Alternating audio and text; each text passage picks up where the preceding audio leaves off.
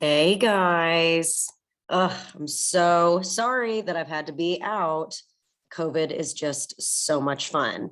Anyway, I want us to pick up in our note-taking guide with number 4, specific movements of the progressive era. So I'm going to give you guys a second to find that, or actually, you can just press pause. And I'm going to let you find that while you're looking at this political cartoon, because I think it's important to do a little political cartoon analysis, every opportunity that we can. So I'm hoping that you're able to discern quite easily that the man standing there aboard the plank is not, in fact, Uncle Sam, but is who? Say it out loud. Say it out loud. It's okay. Make your friends surprised when you say the name. Teddy Roosevelt, that's right.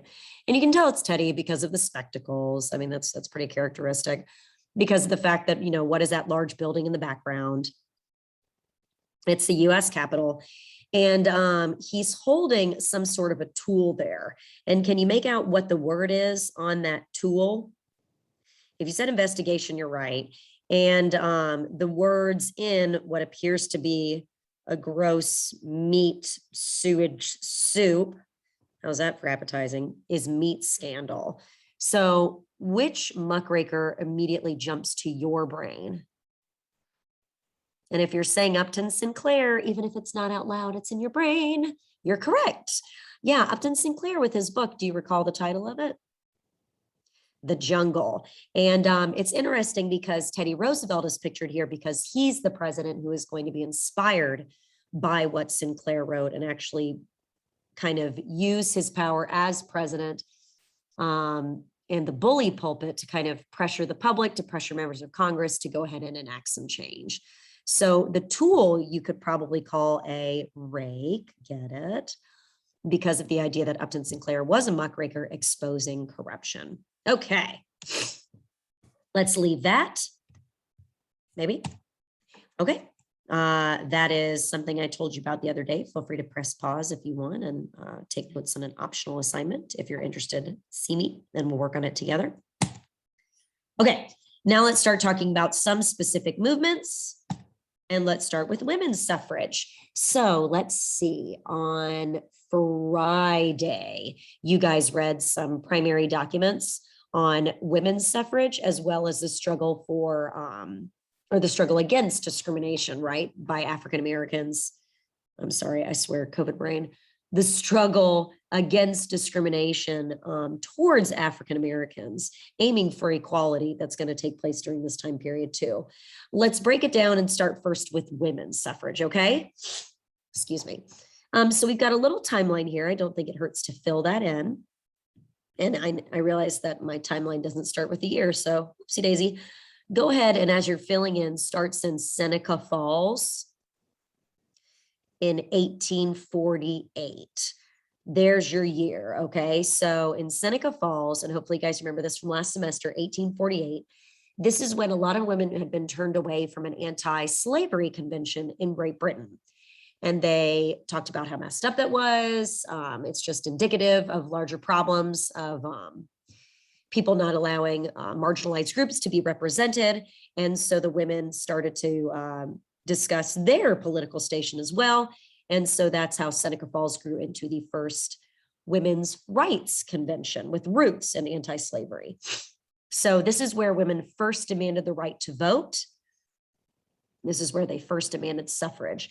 And Wyoming actually heeded the call, and in just 21 years did become the first state to ratify, or to maybe ratify is not the right word there, but grant women's suffrage. In fact, do me a favor, cross out ratify and write grant suffrage.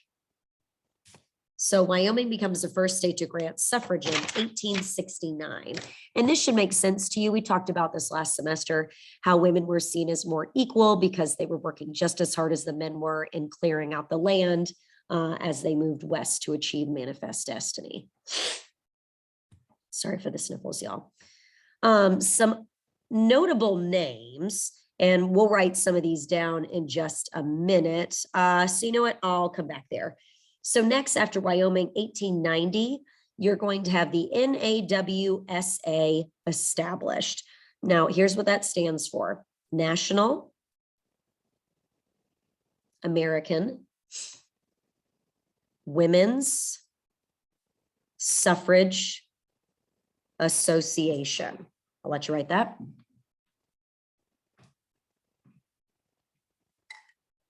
National American Women's Suffrage Association.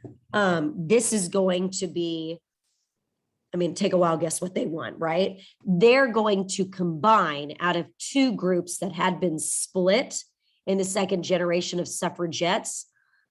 Elizabeth Cady Stanton, Susan B. Anthony, kind of like the old school suffragettes, formed the National Women's Suffrage Association.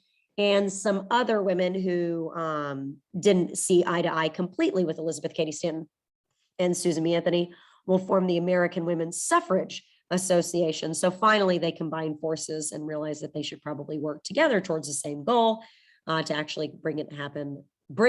That's good, to make it happen more quickly. So that's when the NAWSA will be established.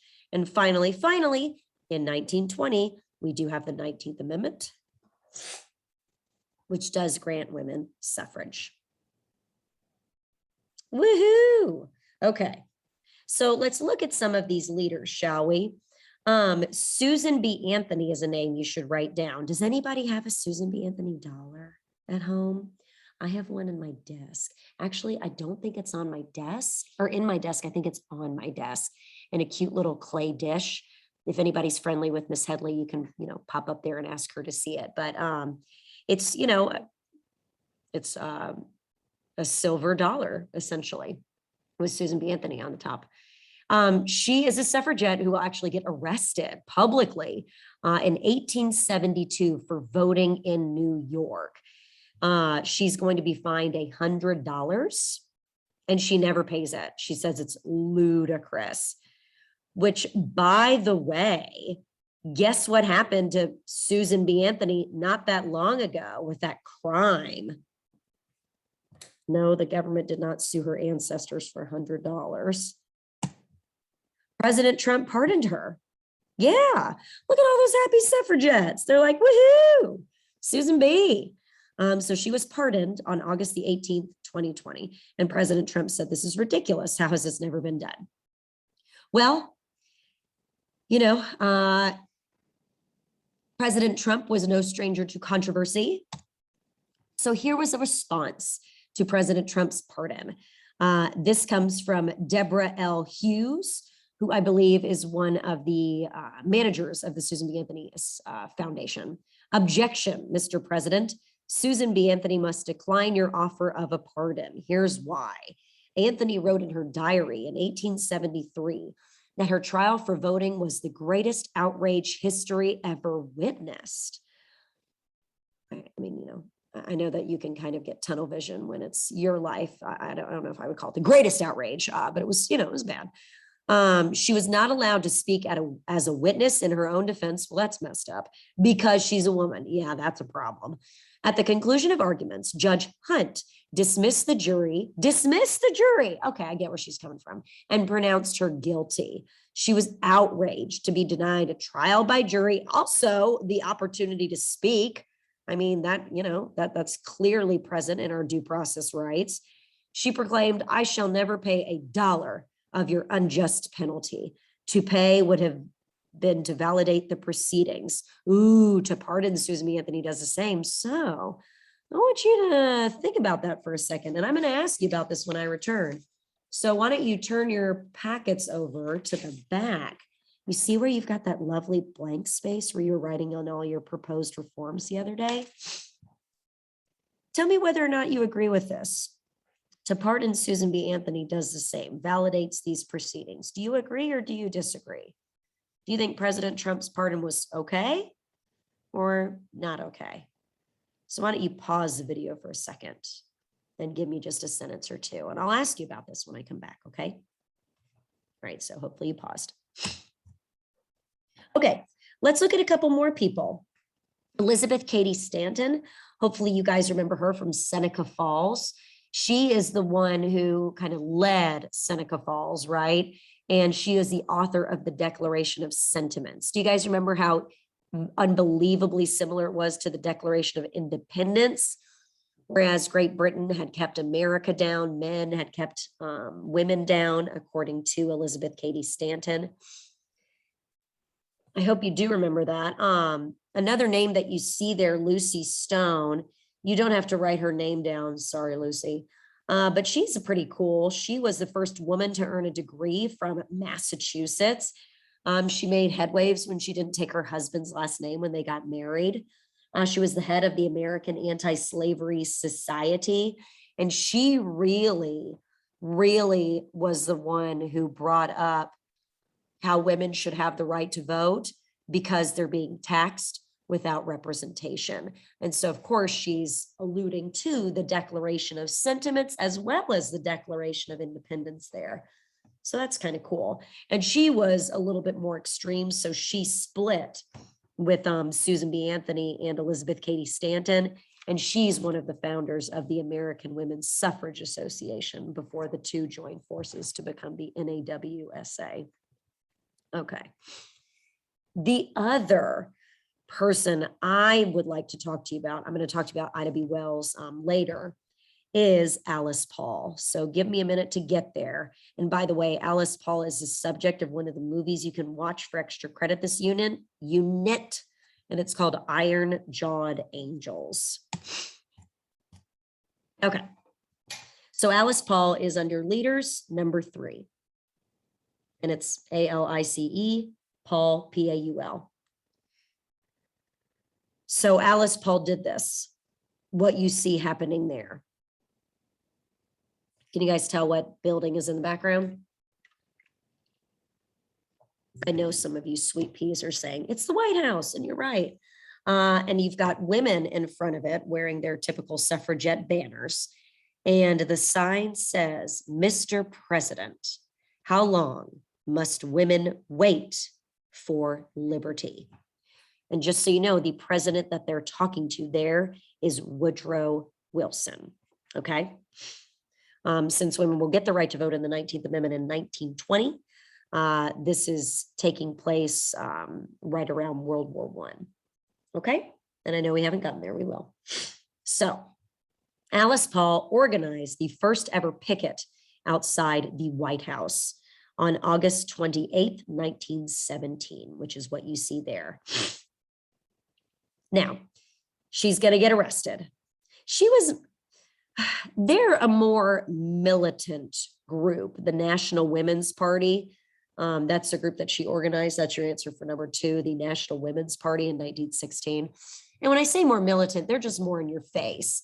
In Illinois, Alice Paul organized a march, a women's suffrage march, to do a parade and let everybody know that women were sick and tired of not having the right to vote. And that's just not something that Elizabeth Cady Stanton would have done or Susan B. Anthony would have done. They were just kind of more, this needs to be handled in kind of like a dignified way. And Alice Paul was like, no, it's more in your face, which is obviously what is happening here. So she was arrested. That's a picture of her being arrested, taken away from the gates of the White House. There's a picture of her in prison. Excuse me. And then do you see where it says, and blank, blank? You're just going to have to write these 4 words in there. Force fed in prison. Force fed. Yes.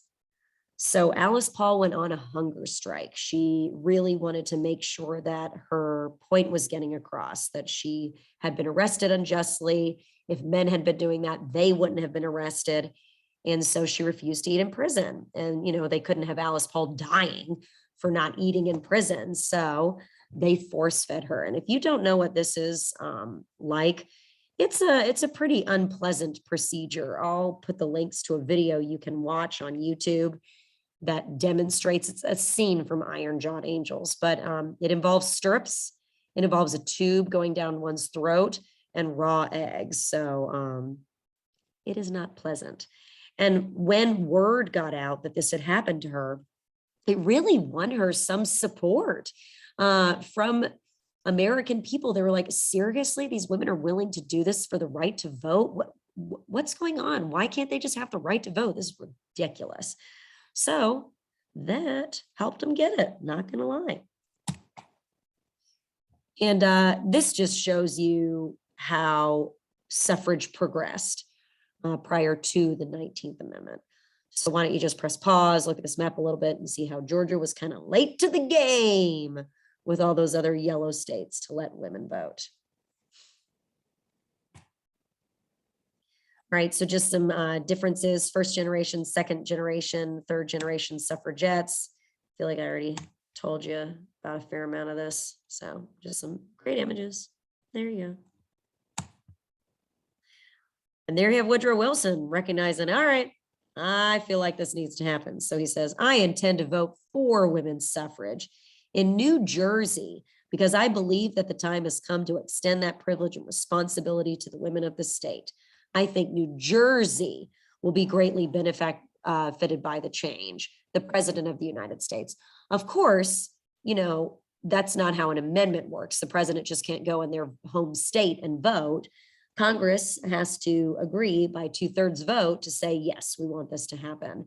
And then it goes out to the states. And then the states have to 3/4 of them say, yes, this is a good idea to permanently change the Constitution. And they did. Yay.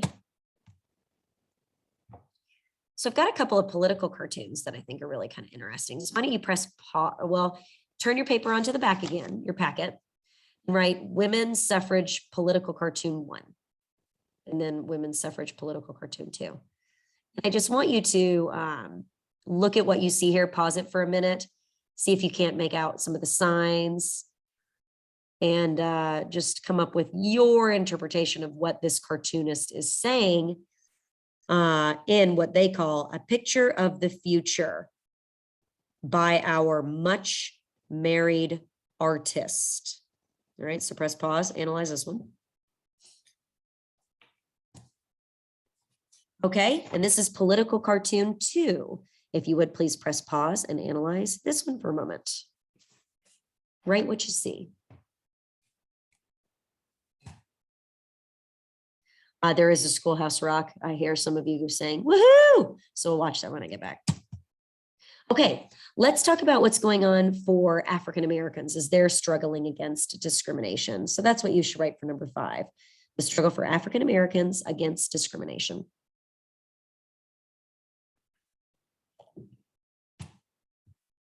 Okay, so what's going on in the South? Well, it's not great, folks. We've got Jim Crow laws running rampant. There's other forms of hatred and violence. Really just some scary things. Some states don't allow African Americans to get business licenses on their own. Some of them require them to carry work papers if they are traveling. Of course, travel is usually segregated. And that brings us to what's the federal government doing about this? So for letter B, actions of the federal government, your Supreme Court case that I'd like you to write down is right there, Plessy versus Ferguson. So take a second and write that down, please.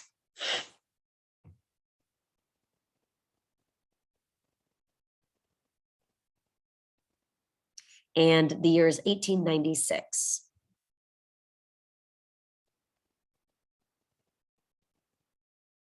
So Homer Plessy. Basically, what happened was there was a Jim Crow era law in Louisiana that required Black patrons to travel in a separate railroad car than white patrons. I mean, it's, you know, segregation, pure and simple. So a lot of Black activists in Louisiana wanted to challenge this and get the courts to determine if it was okay or not, if it was constitutional or not. So they chose a man named Homer Plessy. And Homer Plessy was a very strategic choice because he was 1/8 African American, meaning if he wanted, he could technically pass for a white person. Long story short, he was arrested for sitting in the white car. and the law made its way to the Supreme Court.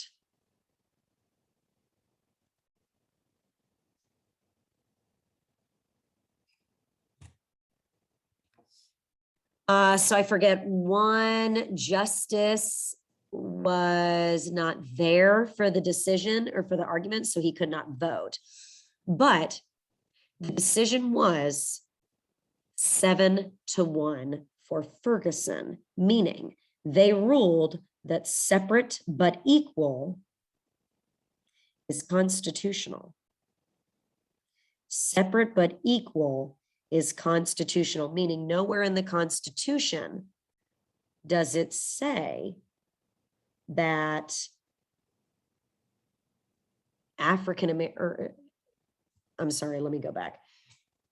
Meaning that the 14th Amendment includes the Equal Protection Clause, which says that laws must equally protect people, but it doesn't say anything about the facilities being the same. So if they're separate, but both are offered, meaning African Americans are not being turned away, they could still ride a train, well, then that's fine, according to the Supreme Court. Look at what this slide says. In an opinion argued by Justice Henry Billings Brown, the majority upheld state-imposed racial segregation. They conceded that the 14th Amendment intended to establish absolute equality for the races before the law, but held that the separate treatment did not imply inferiority of African Americans. So putting African Americans in a separate railway car does not mean that they are inferior. It just means that they're in a separate one. So segregation itself does not constitute unlawful discrimination. Obviously, guys, the problem here is that separate itself is inherently unequal. Separate is not equal. And you've seen pictures of segregated schoolrooms, segregated buses, segregated trail cars. They're just different. Think of what the white train car in Louisiana must have looked like compared to the black train car. The white train car probably had windows. They probably had porters, meaning people who brought you stuff if you wanted something. They probably had access to ventilation. They probably had comfortable seating. And then think of the black car. Maybe they didn't even have seating. Maybe you just had to ride on the floor. Maybe there were no windows. Maybe there was no place to, relieve yourself. I mean, very different, right? The one dissenter can be found here, and it's John Marshall Harlan. That's why he's kind of grayed out at the top. You guys see him? He argued the Constitution was colorblind and the United States had no class system. So all citizens should have equal access to civil rights. Alas, Harlan, you're by yourself on this one for at least 50 to 60 years. So that was not good. Okay. Oh no, sorry. I've got an article that I'm sending that you have the link to in the class board. Homer Plessy got pardoned this week or last week, I guess. So I want you to read it. It's pretty cool. Alrighty, what about the Black community as they're struggling to fight against all this discrimination? The issue is there's divisions within the Black community about how to go about best dealing with this horrible post-Reconstruction, Gilded Age, industrialization, New World Order. How do we deal with this? How do we, where do we fit in society? So one of the things that happened early on was the NAACP is going to be formed. And that stands for National Association for the Advancement of Colored People.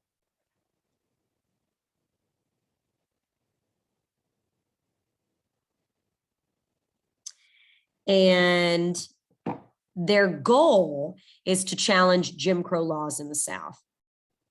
They're a legal group. They're fighting things in court for large part. They're going to be the group that will see the overturn of Plessy versus Ferguson in 1954. Okay. All right. So methodology. When I say there's two ways to go about this represented by two powerful and influential men, I am serious. So we're going to spend some time looking at Booker T. Washington and W.E.B. Du Bois.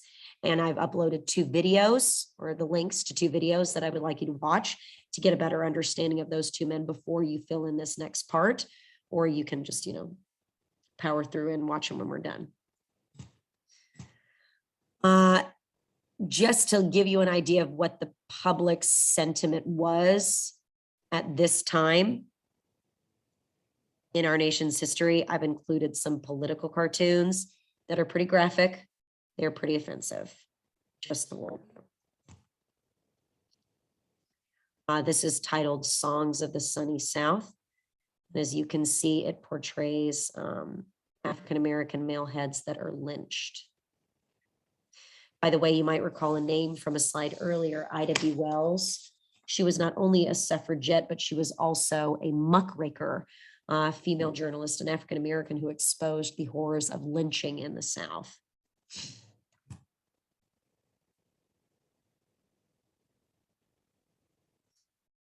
So see here, you have a man that's hat says mob law. Is that all her arm? Is that all her right arm is good for? Ugh.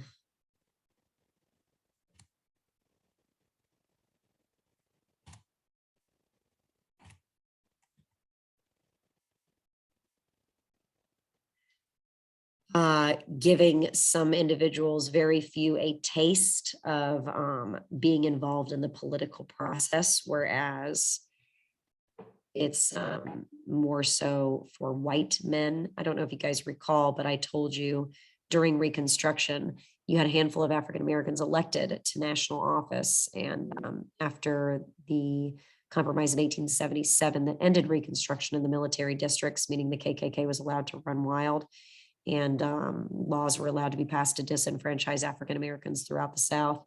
You don't have another African American elected to federal office until about 100 years later. Okay, so let's write down some notes about Booker T. Washington and W.E.B. Du Bois. So let's do Booker T. Washington on the left side. So that's his name, Booker T. Washington. And this chart asks if Booker T. Washington was an advocate for gradual or immediate equality.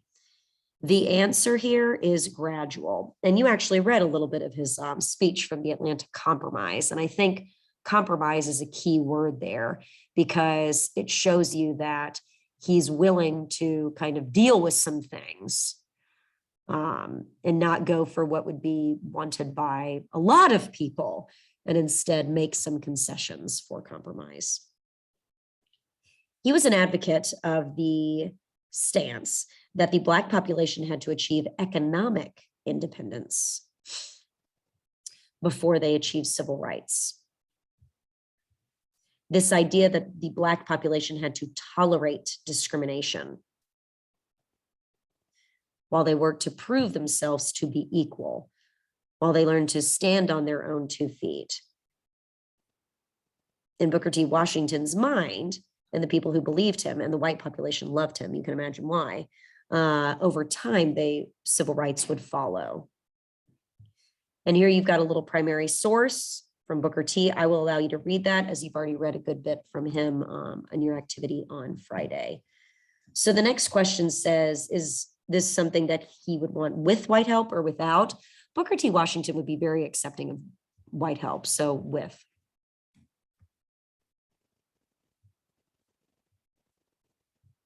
On the other side, you've got W.E.B. Du Bois. And I know you want to say Du Bois. It's not. Just, accept it and move on. Now, he is not going to agree with Booker T. Washington. He wants immediate equality. Immediate.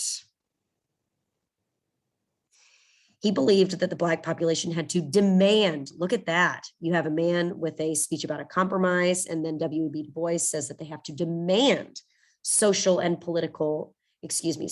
civil rights, or become, look at this, permanent victims of racism.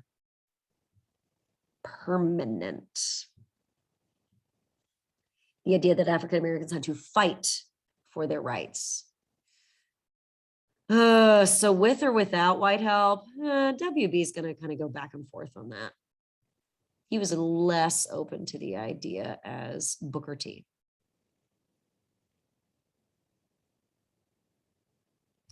And look at his language there. And I know you already read another document, but how shall we get them these rights? By voting where we may vote, by persistent, unceasing agitation, by hammering at the truth, sacrifice, and work. That doesn't sound like somebody who's all about gradual equality. For miscellaneous information for both of these men, Booker T. Washington was born into slavery. I think that's important to note, in Virginia. He will start the National Negro Business League to promote African Americans owning their own business. And if you've ever heard of Tuskegee in Alabama, he was the head of the Tuskegee Institute. And just a huge advocate for vocation, meaning learning a trade, learning a job. There used to be such a thing in high school where you could take shop class or cosmetology, not cosmology, different, or early childhood education classes, that sort of thing. You learn a trade. And then on the other side, W.E.B., not born in slavery, y'all, born in Massachusetts after the Civil War, Massachusetts. So arguably one of the more open-minded and accepting of African-American states in the United States at the time. Graduate of Harvard, okay? Founder of the Niagara Movement, the NAACP, editor of the NAACP's newsletter, The Crisis. I mean, just very intellectual and knew how to use his pen as a weapon.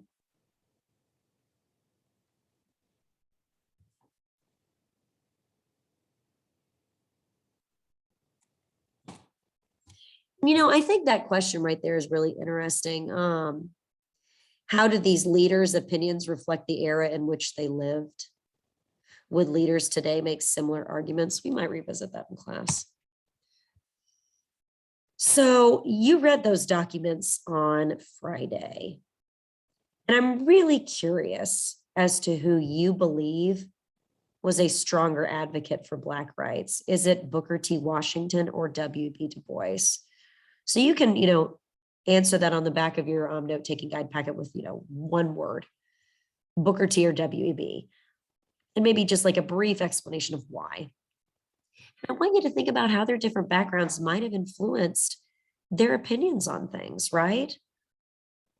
How could Booker T. Washington being born into slavery, W.B. Du Bois being born after slavery had ended in Massachusetts, how could that have influenced their gradual versus immediate equality approach? I think this could be a good discussion for us. Okay, so I'm going to post these links in the class board. I want you to watch that 3-minute Booker T video. I want you to watch that 3-minute WB video. And I want you to read that Homer Plessy story. And I will, I also want you to check out that force feeding video for Alice Paul because it's just messed up. All right, guys, we will talk about this when I come back. Job well done. And I'll see you tomorrow. Yay. Let me end recording. There we go.